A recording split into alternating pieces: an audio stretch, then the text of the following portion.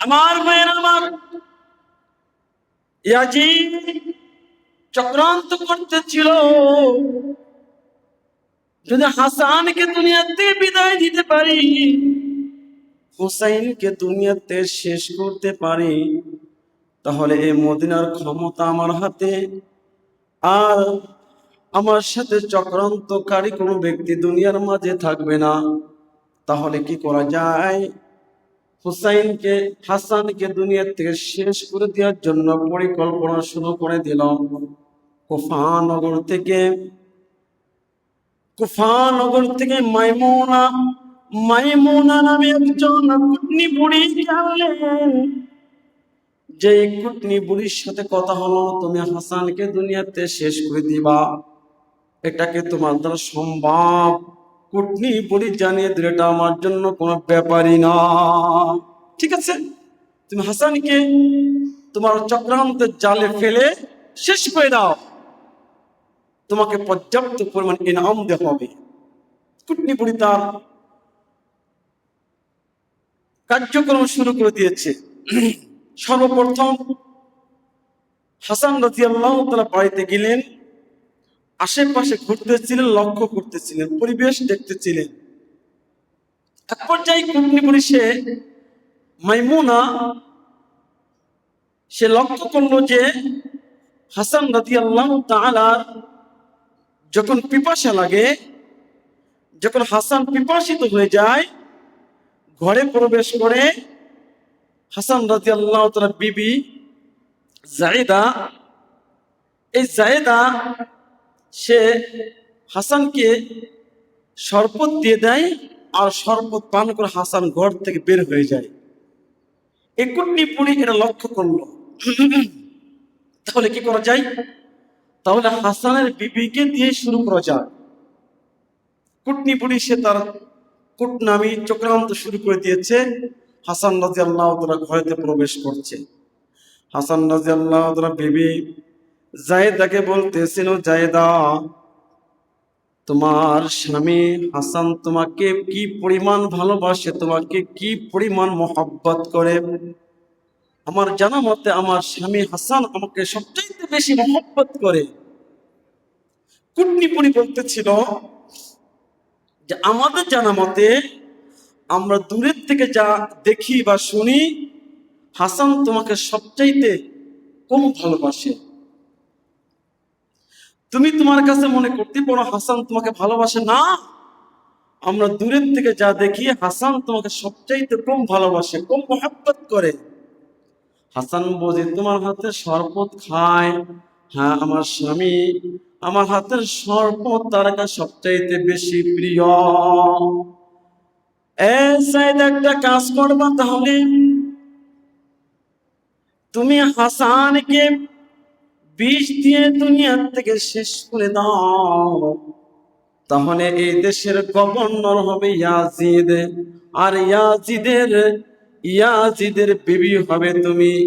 এদেশের বাদশা হবে ইয়াজিদ, আর এদেশের রানী হবে তুমি। সরল মনা মহিলা চক্রান্তে পড়ে গিয়েছে, কুটনি বুড়ির কথার মধ্যে মজে গিয়েছে।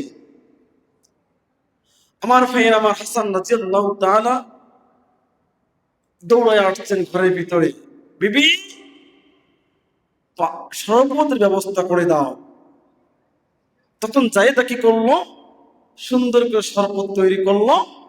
শরবত তৈরি করে শরবতের ভিতরে একটু বিষ মিশিয়ে দিল, আর ওই মিশাযুক্ত বিষ হাসান রাদিয়াল্লাহু তাআলা পান করলেন, শরবত পান করলেন। যে শরবতের ভিতরে বিষ ছিল, ওই শরবত হাসান রাদিয়াল্লাহু তাআলা পান করলেন। পান করার সঙ্গে সঙ্গে কিছু সময় পরে হাসান রাদিয়াল্লাহু তাআলা ক্লান্ত হয়ে গেছেন। বিবিকে ডাকতে বলে, বিবি, অন্য দিনের শরবতের মতন এই শরবতটা না রে বিবি, এই শরবতের ভিতরে কেমন তুমি একটা গন্ধ আসে না স্বামী, আগের শরবত যেমন এটাও তো সেমন না রে বিবি, না, এর ভিতর থেকে কেমন যেন একটা গন্ধ পায়। হাসান রাদিয়াল্লাহু তাআলা আস্তে আস্তে করে ক্লান্ত হয়ে গেলেন, জমিনে পড়ে গেলেন। হাসান রাদিয়াল্লাহু তাআলা ডাক দিয়ে বলে, বিবি, আমার ভাই হুসাইনকে একটু খবরটা দিয়ে দাও। হুসাইন রাদিয়াল্লাহু তাআলা সঙ্গে সঙ্গে বাড়িতে চলে আসলেন। এদিক দিয়ে হাসান রাদিয়াল্লাহু তাআলা পরিপূর্ণ দেহটা নীল রঙের হয়ে গেল, নীল নীল রং ধারণ করলেন। হুসাইন ডাকিয়ে বলে, ভাই রে, এই অবস্থা তোমার কে করলো? ভাই, বিচার করার দরকার নাই, শোনার কোনো প্রয়োজন নাই। আম্মা জানের দোয়া নানা জানের ব্যাপারে আল্লাহর কাছে কবুল হয়ে গেছে। আম্মা জান বলেছিল, নানা জানকে, আব্বা জান জমিন থেকে মাথাটা আপনি উত্তোলন করুন, আমার দুইটা সন্তান আপনার উম্মতের জন্য কুরবান। আল্লাহ রাব্বুল আলামিনের কাছে তখন বুঝি মায়ের দোয়া কবুল হয়ে গিয়েছিল।